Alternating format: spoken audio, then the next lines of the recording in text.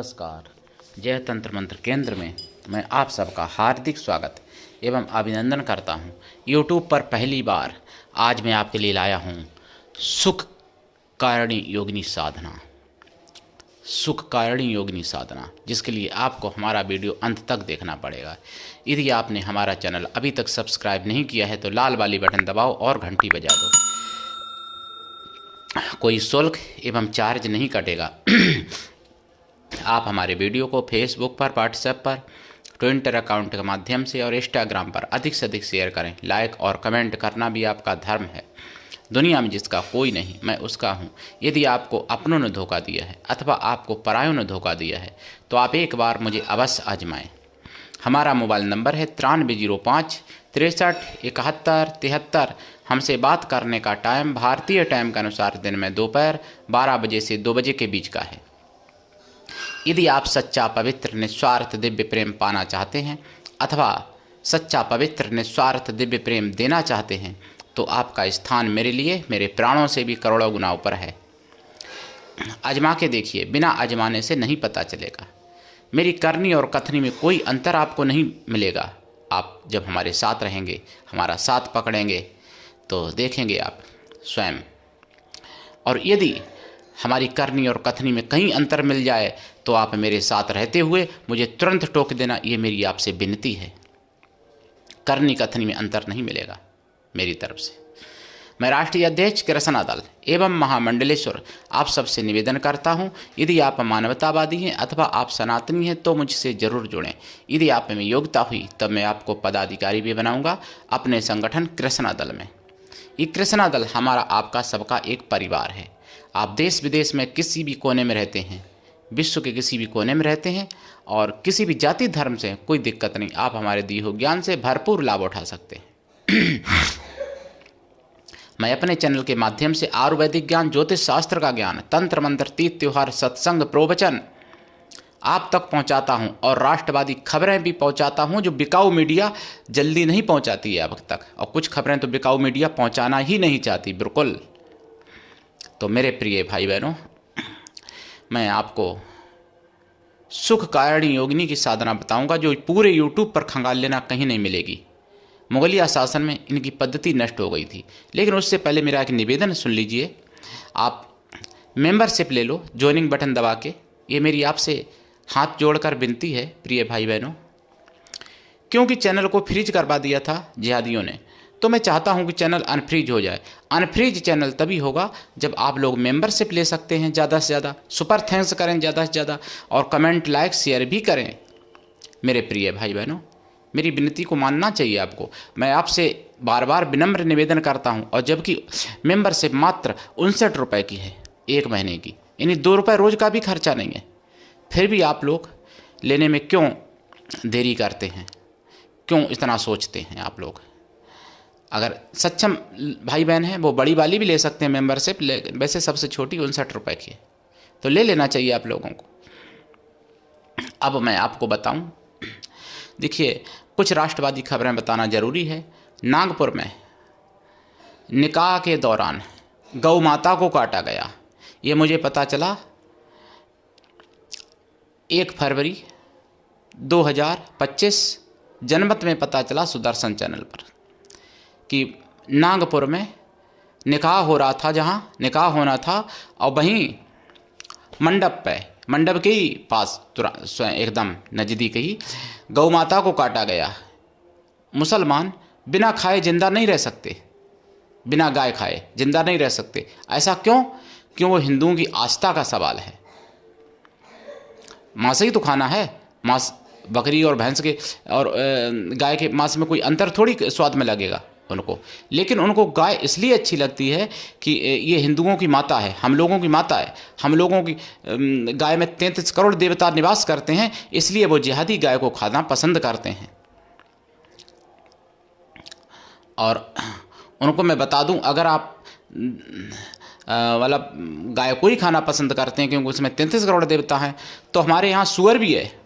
सूअर भी भगवान विष्णु का रूप है। भगवान विष्णु के अंदर भी 33 करोड़ देवता माने जाते हैं।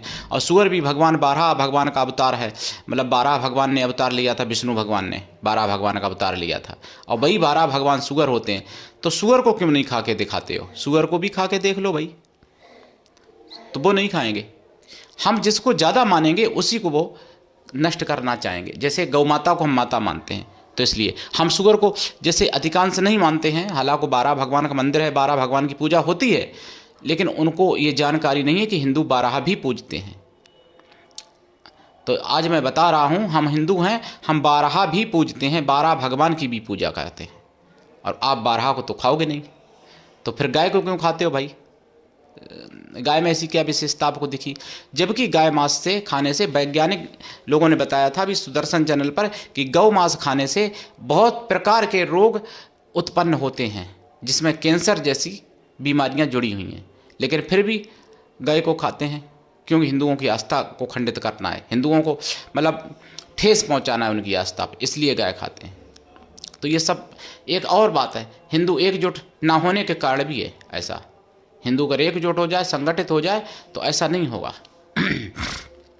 कोई बात नहीं, अब मैं आपको बता रहा हूँ, हिंदुओं जागो पहले और एकजुट हो जाओ, संगठित हो जाओ, तभी आप बच सकते हो।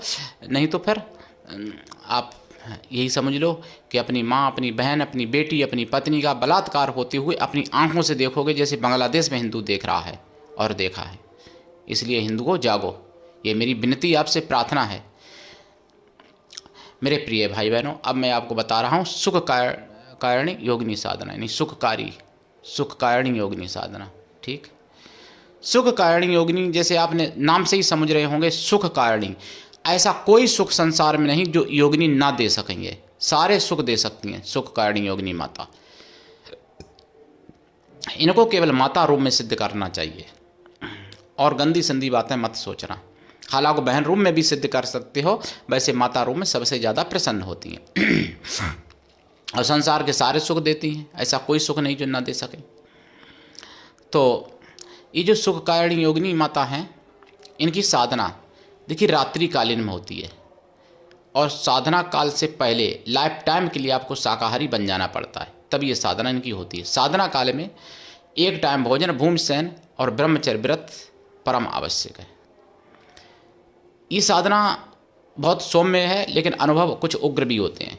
ये साधना तभी ऐसी करनी चाहिए जब गुरु की कृपा हो और गुरु से अपनी सारे मन की बात कह सकें, अपने सारे मन की बात गुरु से कह सकें, मतलब पूर्ण रूप से गुरु से सुख दुख, पाप पुण्य, भला बुरा सब कह सकें। गुरु आपकी पूरी सुने और पल पल की बात आप अपने गुरु को बता सकें। तो ऐसे गुरु होना चाहिए, वो सिद्ध पुरुष भी हो, तो ऐसे गुरु की सानिध्य में ये साधना करनी चाहिए, तभी ये सफल होती हैं साधनाएं। और नहीं तो लेने के देने पड़ जाते हैं साधनाओं में, यानी प्राण भी संकट में पड़ जाते हैं और प्राण चले भी जाते हैं कभी कभार। तो ये बात समझ लेना। और मैं दीक्षा तो निःशुल्क देता हूँ, दीक्षा लेके ही साधना की जाती है। बिना दीक्षा के कभी कोई साधना सफल नहीं होती है। गुरु ऐसा हो शिष्य से कुछ भी ना ले, शिष्य भी ऐसा हो गुरु को सब कुछ दे, गुरु के लिए पूर्ण समर्पित रहे, गुरु पर पूर्ण विश्वास करे। और मैं तो दीक्षा निःशुल्क देता हूँ। ये साधना रात्रिकालीन है। साधना काल में आपको देसी गाय के घी का दीपक जलाना पड़ता है, और इसमें दिशा उत्तर या पूर्व रहती है। आसन आपका लाल रहेगा, वस्त्र लाल या पीले, आसन भी पीला हो सकता है, कोई दिक्कत नहीं। काला आसन भी कर सकते हैं, काले वस्त्र भी पहन सकते हैं। माला लाल चंदन या रुद्राक्ष या लाल हकीक, और जाप कम से कम 1.25 लाख। जाप का 10अंश हवन, हवन का 10अंश तर्पण, और तर्पण का 10अंश मार्जन करें। मार्जन का 10अंश पवित्र ब्राह्मण पतिव्रता स्वासिनी स्त्रियों को भोजन करा दें, या फिर कन्या या पवित्र ब्राह्मण कन्याओं को भोजन करा दें, यानी स्वासिनी पतिव्रता स्त्रियां या फिर कन्याएं पवित्र, जिनको भोजन करा दें आप। ब्राह्मण ना मिलने पर कन्या या स्त्रियां किसी भी जाति वर्ण की हो सकती हैं भोजन कराने के लिए, लेकिन वो मन से तन से पवित्र हों एवं शुद्ध शाकाहारी हों। ऐसा भी संभव ना हो तो उतनी गौ माताओं को भोजन करा दें।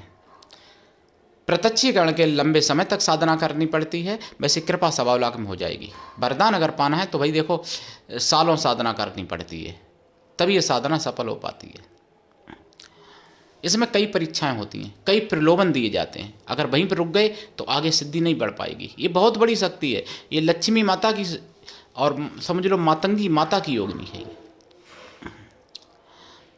और स्वयं भगवती का ही रूप है। शुभकारिणी मतलब सुखकारिणी योगिनी, सुखकारिणी। तो सुखकारिणी योगिनी की साधना आप जो करेंगे उसमें खोया की मिठाई का प्रसाद, पंचमेवा और फल रखें साधना काल में। प्रसाद साधना के बाद खुद खा लें, परिवार में भी बांट सकते हैं। और दीपक बीच में नहीं बुझना चाहिए साधना में, ध्यान रखना। दीपक तब तक जलता रहे जब तक आपने जाप शुरू किया, और जब आप जाप समाप्त कर देते हैं सुबह, यानी रात में करना पड़ता है, जब आप सुबह जाप समाप्त कर देते हैं तब बुझे, कोई बात नहीं। जाप जब तक आपका चले तब तक दीपक ना बुझे। दिन में नहीं जले, मतलब नहीं पूछें कोई अखंड ज्योति नहीं जलानी है।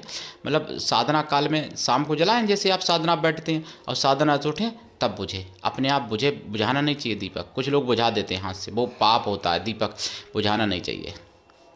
धूप बत्ती जलाएं, अगर आप अपने हाथ से तोड़े हुए ताज़े फूल ला सकते हैं, लाल फूल, तो फूल भी चढ़ा दें। और साधना अकेले में करें, एकांत में करें, कमरे में कर सकते हैं, छत पर कर सकते हैं, बाग बगीचे में, नदी के किनारे, तालाब के किनारे, शिवालय में, कहीं कर सकते हैं। साधना काल में आपको मन से, वचन से और कर्म से कठोर ब्रह्मचर्य व्रत का पालन करना पड़ता है साधना काल में। ऐसा नहीं कि शरीर से कुछ नहीं कर रहे, मन तो जा ही रहा है, तो ऐसा भी नहीं होना चाहिए। मन केवल आपका ये सुखकारिणी योगिनी के बारे में ही सोचे, माता के बारे में, और कुछ भी ना सोचे साधना काल में, ये ध्यान रखना। और साधना काल में सात्विकी भोजन तो करें ही, लेकिन शुद्ध सात्विकी भोजन करें। जैसे शाकाहारी भोजन तो करें ही, लेकिन सात्विकी भोजन भी करें। जैसे लहसुन प्याज साधना के दौरान नहीं खाना चाहिए। ये बहुत पवित्र देवी है सुखकारिणी योगिनी माता, और इनकी साधना से आप सारे संकट मिटा सकते हो, सब कुछ प्राप्त कर सकते हो। ऐसा कुछ भी नहीं संसार में जो इनके लिए दुर्लभ हो, इनके साधक को दुर्लभ हो। तो आप ये सनातन धर्म की आवाज़ है, जन जन तक पहुंचाइए। अपना चैनल समझ के इसको आगे बढ़ाइए, हमारा नहीं आप सबका चैनल है। और करिए साधना और लाभ उठाइए। अगर आपके जीवन में सुखकारिणी योगिनी की साधना एक बार सफल हो गई तो आप अपना और अपने सभी प्रियजनों का जीवन सुखमय कर सकते हैं, सारे दुखों को मिटा सकते हैं, इसमें कोई संदेह नहीं। तो मेरे प्रिय भाई बहनों, आज के लिए इतना ही। धन्यवाद। जय श्री राम, जय सनातन, हर हर महादेव, वंदे मातरम, जय हिंदू राष्ट्र, जय सुखकारिणी योगिनी माता की।